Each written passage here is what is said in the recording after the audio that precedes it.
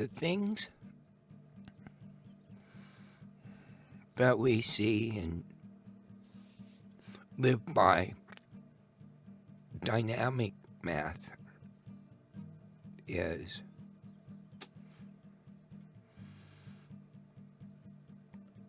a movement of math. Like in the living world, everything is made in a dynamic math. From the smallest to the biggest. It goes from small to big. It's dynamically taking in, like a birth. Let's take a birth. A birth is from the smallest, and then it grows by taking in static math around it, processing it to become part of itself, goes through its life cycle. When the soul leaves, all of the energy, all of the material conversion simply disintegrates and goes back to static math again for the next cycle of something that is dynamic. And that brings us to the point, what's it all about? Why live? Why have life?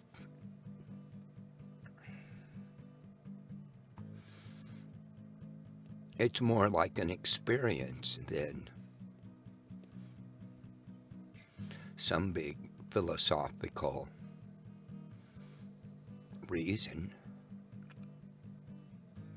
But there is reasons to have this experience. One, it challenges a soul to make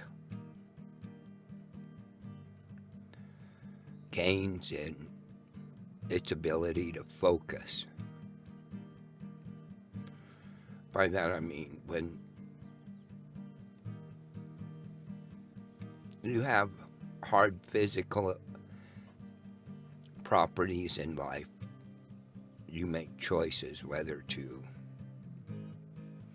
challenge them, whether to run from them, whether to be accepting of them, whether to be in denial of them. All those are tests that you, in your physical existence, challenges your soul's level of durability by these kind of situations. You can look through all biblical examples. You can see that hardship and things of desperateness has brought out certain outcomes. And so this is all part of a way a soul is trial by fire, kind of. Every soul picks its challenging perspectives. That's why we can't seem to wrap around why the whys of why Africa, why America, why opportunities, why starvation. The why's gone forever. And again, that's not up to our ability to perceive as the physical soul.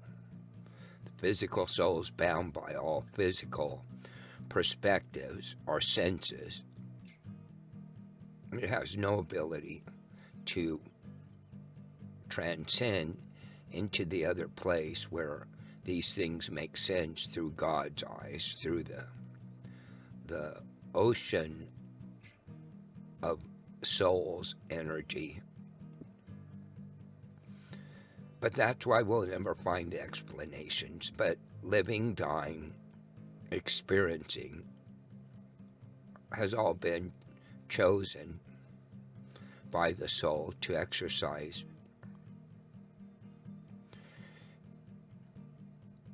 its worth to itself. And don't belittle being physical. It doesn't matter what the soul potentially is. What the soul not potentially but is. Once it's encased in the physical math, it is very limiting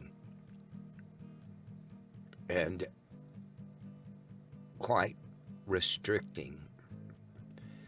And it is hard. It is hard to die. It is hard to be hurt. It is hard to be hungry. It is hard to be sad. It is hard to lose.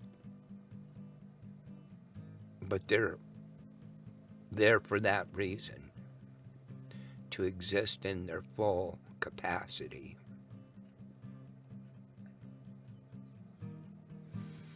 But you must remember, God's math to our ability to understand is not even talkable. So this idea that man wants to understand God isn't the logical reason we're here. It makes no sense. We're here, the physical plane's here because it creates an environment. It creates a way of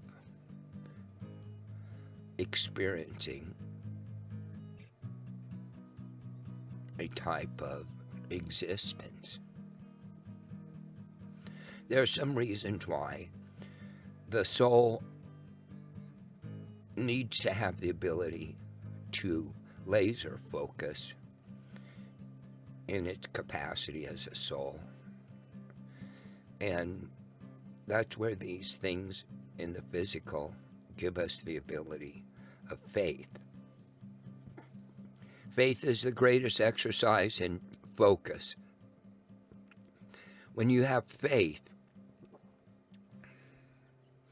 through everything, you know you are now to that level of focusing. When you return back, you know under adverse conditions you stayed focused. There's another part of this that I won't talk about today. That just because you've pre-chosen what this physical experience has the potential to be, because you are here, God has left an opening for you to love your way into a beautiful experience, a beautiful way to spend this physical existence through Jesus, through the sacrifice, of course, but of the love. Love is the one and only power. So you can come here and you can basically override, once you're here and in this, and if you decide you don't feel like the way of existing is what you thought it was, and you want to choose to have it be different. You always have the word Jesus, and it's the safe word. You can instantly go to safe. You can instantly build and listen to him, and he'll start filling in love. And love is very warm and cozy, but we'll talk about that another time.